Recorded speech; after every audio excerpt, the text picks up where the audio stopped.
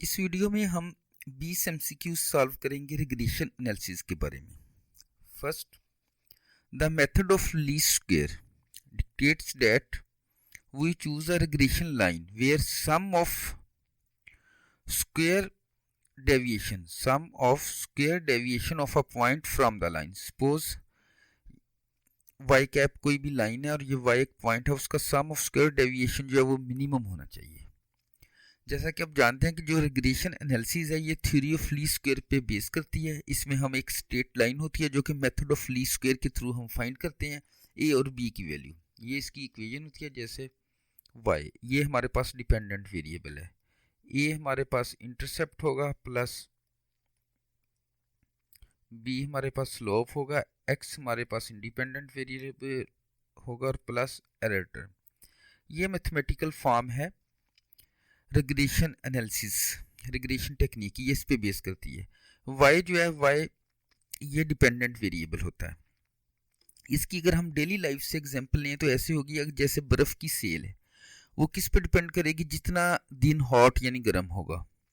तो ये जो टेम्परेचर है वो हमारा इस केस में वो y डिपेंडेंट वेरिएबल हो जाएगा और इंडिपेंडेंट हो जाएगी सेल ऑफ आइस यानी बर्फ़ की सेल। तो ये इंडिपेंडेंट वेरिएबल, ये इंडिपेंडेंट वेरिएबल होता है। सपोज डेट ये हमारे पास x एक्सिस है, ये y एक्सिस है, dependent variable on y axis ये x एक्सिस पे होता है। तो ये कोई भी ये मुख्तलिफ पॉइंट है, ये जो हमारे पास डाटा सेट है ये कोई भी पॉइंट्स है। तो ये एक स्ट्रेट लाइन होती है, ये जिस जगह पे ये इसको यानी वो क्रॉस कर रही होती है ये इंटरसेप्ट है हमारा। और ये जो लाइन है ये इसका जो स्लोप है ये हमारे पास b यानी ये स्लोप ऑफ द लाइन होता है।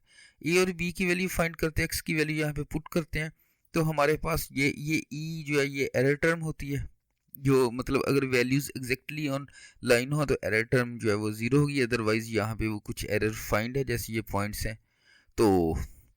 तो वो इससे इस तरीके से हमारे पास ये वैल्यूज आती है। तो इस होल प्रोसीजर को जो है वो मेथड ऑफ लीस्ट स्क्वायर से, ये जो लाइन है स्ट्रेट लाइन, ये हम इसके पीछे इसकी कैलकुलेशन के पीछे जो डेरिवेशन होती है वो मेथड ऑफ लीस्ट स्क्वायर होता है। तो ये मैंने थोड़ा सा इसको ब्रीफली बताया आगे, क्योंकि जो हमारे एमसीक्यूज हैं वो इसी के गिर्द घूम रहे हैं। Regression coefficient by(x) and bxy, हमारे पास दो वेरिएबल हैं y और x, यहाँ से टू लाइंस जनरेट हो सकती है। यहाँ पे अगर y है, अगर हमारा वेरिएबल x डिपेंड कर रहा हो तो हम x डिपेंडेंट वेरिएबल हो तो हम इसको ऐसे भी लिख सकते हैं a प्लस बी वाई, यानी y हमने नाम दे दिया इंडिपेंडेंट वेरिएबल को और डिपेंडेंट को x दे दिया। तो इसका जो b होगा उस b को हम लिख सकते हैं b वाई एक्स, और इसका जो b होगा इसको हम लिख सकते हैं b x y means slope. यहाँ पे मैंने सिंपल लिखा है।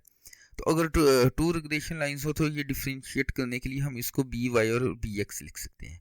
तो ये होते हैं रिग्रेशन कोफिशिएंट्स, दूसरे लफ्जों में slope. Regression coefficients b y x and b x y और इधर बोथ पॉजिटिव, ये बोथ पॉजिटिव भी हो सकते हैं और दोनों ये नेगेटिव भी हो सकते हैं, यानी इनकी वैल्यूज जो है वो प्लस और माइनस दोनों में जा सकती हैं, क्योंकि इसकी जो रेंज है वो -1 to +1।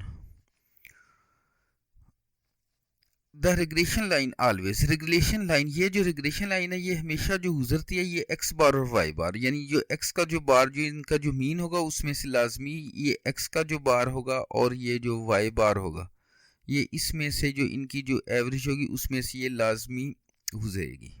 Number 4, dependent variable is random, जो डिपेंडेंट वेरिएबल है यहाँ पे जैसे ये y है इसको हम रैंडम, ये एक्चुअली ये रैंडम होता है, रैंडम डिपेंडेंट वेरिएबल आपका जो है वो रैंडम, और इंडिपेंडेंट वेरिएबल जो होता है ये x इंडिपेंडेंट वेरिएबल है, ये दूसरे लफ्जों में ये फिक्स होता है, फिक्स। ये चीज़ याद रखें कि जो y वेरिएबल है ये रैंडम होता है और x वेरिएबल फिक्स होता है। तो ये दो एमसीक्यूज इसी के रेलिवेंट है कि dependent variable is called random and independent variable fix होता है। Number 6, regression is the study of one independent and one dependent variable. ये अभी हम इसको वो स्टडी करके हटे हैं उस इक्वेशन की मदद से कि या हमारे पास y डिपेंडेंट वेरिएबल होगा या x होगा। तो एक वेरिएबल डिपेंडेंट होता है और एक इंडिपेंडेंट होता है, फिर ही रिग्रेशन जो है थ्योरी अप्लाई होती है। अगर हमारे पास a और b दो एस्टिमेटर हों ये ए और बी हम अगर हमारे सपोज डेट हमारे पास एक सैंपल है तो हम उसकी बेस पे वो कैलकुलेट कर रहे हैं पॉपुलेशन। तो ए और बी जो है ये सैंपल वैल्यू को शो करते हैं और ये एस्टिमेटर, इनका जो एस्टिमेटर होता है वो होता है अल्फ़ा, अल्फ़ा और beta, alpha beta for population के लिए।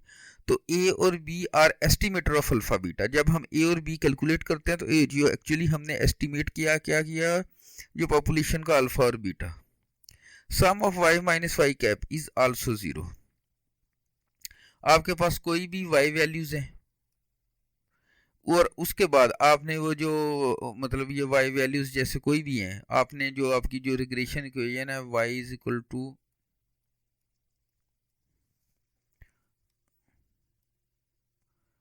a plus b x, a plus b x,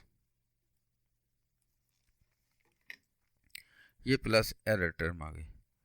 तो ये जो आपकी ये मतलब जो है ना, यहाँ से हमने वो जब ये पूरे डाटा को फीड किया तो उसके बाद हमारे पास वाई कैप फाइंड हो गया। तो जो वाई कैप से जब वाई की ऑब्जर्वेशन को माइनस करेंगे तो वो हमेशा ज़ीरो के बराबर होगा।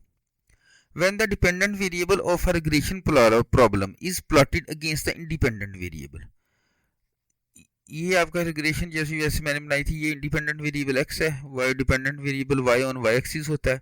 जब हम इसको प्लॉट करेंगे ईच वैल्यू ऑफ x और y, यानी x पे जो वैल्यू थी उसके अगेंस्ट y क्या होती है, ये मुख्तलिफ हमारे पास पॉइंट्स आ जाते हैं, ठीक है ना। तो इसको हम स्कैटर डायग्राम कहते हैं। ये हमारे पास स्कैटर डायग्राम होते हैं जिसमें हम डिपेंडेंट वेरिएबल को इंडिपेंडेंट वेरिएबल के अगेंस्ट के स्केच करते हैं। मतलब ये पॉइंट है, सपोज यहाँ पे ये 1 है, ये 2 है, इधर से 1 है तो 2 है।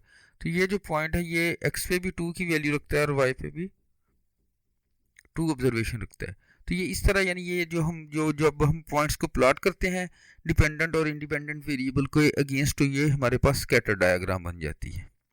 If both x and y increase simultaneously, अगर x भी आपका इंक्रीज हो रहा है डिपेंडेंट वेरिएबल, y भी इंक्रीज हो रहा है और x इंडिपेंडेंट वेरिएबल भी इंक्रीज हो रहा है, दोनों इंक्रीज हो रहे हैं, तो फिर आपका बी वाई एक्स जो है वो पॉजिटिव होगा। B y x and b y x have same algebraic sign, उनकी सेम अलजेब्रिक साइन होती हैं। Regression line is a straight line that fit a set of data point the best least square criteria. ये हम शुरू में start पे study किया था। जो आपकी जो रिग्रेशन लाइन फाइंड की जाती है वो method of least square criteria को फुलफिल करती है और उसी के थ्रू ही उसकी डेरिवेशन की जाती है और वहीं से उसके फार्मूले ए जो इंटरसेप्ट और बी के निकले हुए हैं तो वो बनते हैं। If b x y is equal to b y x, तो इन सच केस जो हमारी जो स्टैंडर्ड डेविएशन होगी is standard deviation of y is equal to standard deviation x. अगर ये जो दोनों रिग्रेशन कोफिशिएंट्स है बी एक्स वाई और बी वाई एक्स बराबर होंगे तो स्टैंडर्ड डेविएशन वाई और स्टैंडर्ड डेविएशन ऑफ एक्स भी एक दूसरे के बराबर होंगी। For the best fitted line sum of y minus y cap square is minimum. अगर आपके पास कोई भी y वैल्यू है और आपने वो वैल्यूज जो है y और x की वैल्यूज पुट करके y कैप फाइंड कर लिया, तो आप y की हर ऑब्जर्वेशन से माइनस करेंगे y कैप, उसका स्क्वायर लेंगे और फिर उसको सम करेंगे, तो वो आपके पास वैल्यू मिनिमम वैल्यू मतलब होनी चाहिए। अगर स्क्वायर ना हो तो वो बराबर जीरो की होती है, जो कि हमने पिछली एमसीक्यूज में पढ़ा है, sum of y minus y cap is equal to zero. जब स्क्वायर हो जाए तो फिर वो मिनिमम के बराबर होगा। मतलब यहाँ पे आप ब्रैकेट लगा सकते हैं, ये स्क्वायर की में मिनिमम और बगैर स्क्वायर के zero. The technique use to develop the equation and provide the estimate is called regression analysis. ये रिग्रेशन एनालिसिस की एक किस्म की डेफिनेशन है, ऐसी टेक्निक जो कि जिसे हम डेवलप करते हैं टू प्रोवाइड द एस्टिमेटर, तो वो हमारे पास रिग्रेशन एनालिसिस है। An equation that predict the value of dependent variable based on the one or more independent variable is regression equation। ये हमारे पास regression equation थी जो हमने स्टार्ट में पढ़ी थी। ये regression equation है जो कि प्रिडिक्ट करती है, ये अब आप इसको दोबारा देखें, एन इक्वेशन डेट प्रिडिक्ट, ऐसी इक्वेशन जो कि प्रिडिक्ट करती है। ये प्रिडिक्शन इक्वेशन भी होती है, इसको एस्टिमेटिंग इक्वेशन भी कहते हैं। रिग्रेशन के दोनों पर्पसेस हैं ना, इसकी मदद से आप फ्यूचर प्रिडिक्शन भी कर सकते हैं और पैरामीटर एस्टिमेट भी कर सकते हैं। तो ये प्रिडिक्ट करती है the value of dependent variable. ये डिपेंडेंट वेरिएबल को प्रिडिक्ट किया जाता है बेस्ड ऑन द वन और more value of independent variable. Independent variable की मदद से आप डिपेंडेंट वेरिएबल को प्रिडिक्ट करते हैं इस इक्वेशन के तहत under the regression analysis, regression equation. If the relationship between the independent variable and dependent variable is assumed to be linear, the simple regression equation is the straight line. ये straight line होती है. The estimated change in y for a unit change in x would be, इसको आप b कहेंगे, वो आपके पास क्या होती है, वो b होती है. Estimate change in y for a unit change in x. अब आप यहाँ से देखें कि ये y में कोई भी तब्दीली होती है, जब आप x की कोई भी वैल्यू, x की वैल्यू अपने 2 रखी है, तो a और b के जो भी आंसर होंगे b की वैल्यू इससे मल्टीप्लाई होगी और a ऐड होगा तो वो y का आंसर आ जाएगा. अब x की वैल्यू जब चेंज होगी तो आंसर यहाँ से y का डिफरेंट हो जाएगा. इसी वजह से हम कहते हैं कि y जो है वो रैंडम है, x फिक्स होता है. ये MCQs आपकी दोनों तैयार होती हैं. y डिपेंडेंट वेरिएबल को आप रैंडम कहते हैं, x इंडिपेंडेंट वेरिएबल को आप फिक्स कहते हैं, और जब आप फिक्स वैल्यू इसमें पुट करते हैं तो उसको हम कहते हैं unit change, for a unit change in x. तो ये चीज़ होती है. तो वो यानी बीटा क्या होता है, the estimated change in y for a unit change in x would be b. The expected value of b is beta. b जो है वो सैम्पल ऑब्जर्वेशन है, अगर आपके पास सैम्पल डाटा है तो वहाँ से आप b फाइंड करते हैं, तो वो एक्सपेक्टेड वैल्यू किसकी होती है, पॉपुलेशन पैरामीटर जो कि बीटा होता है.